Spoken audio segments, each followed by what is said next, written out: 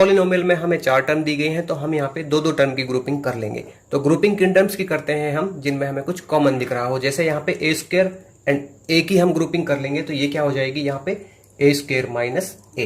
And इसके बाद हम ग्रुपिंग कर लेंगे यहाँ पे बी एंड ए बी की, क्योंकि यहाँ पे हमें बी कॉमन दिख रहा है। ठीक है, तो यहाँ पे प्लस का साइन और राइट कर लेंगे इसको ए बी माइनस बी। ठीक है, तो इन दोनों की ग्रुपिंग हमारे पास आ चुकी है। तो अब देखिए यहाँ पे जो ये ए स्क्वायर और ए है, इसमें हमें ए कॉमन दिख रहा है, तो इस ए स्क्वायर को मैं राइट कर सकता हूँ ए मल्टीप्लाई ए।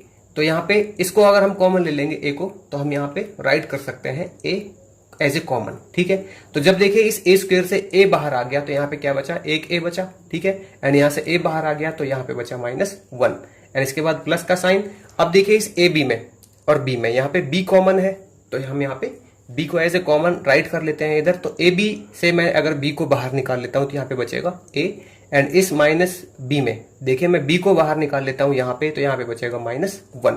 तो अब देखिए ये दो टर्म आ गई है हमारे पास, a into A minus one and b into A minus one. तो यहाँ पे मैं a माइनस वन को एज ए कॉमन ले सकता हूँ। ठीक है, तो यहाँ पे a माइनस वन कॉमन आ चुका है मेरे पास। तो देखिए a into A minus one से अगर a माइनस वन यहाँ पे बाहर आ गई है, तो यहाँ पे क्या बचेगा a एंड यहाँ पे उसी तरह से a माइनस वन बाहर आ चुकी है एंड यहाँ पे बचेगा b।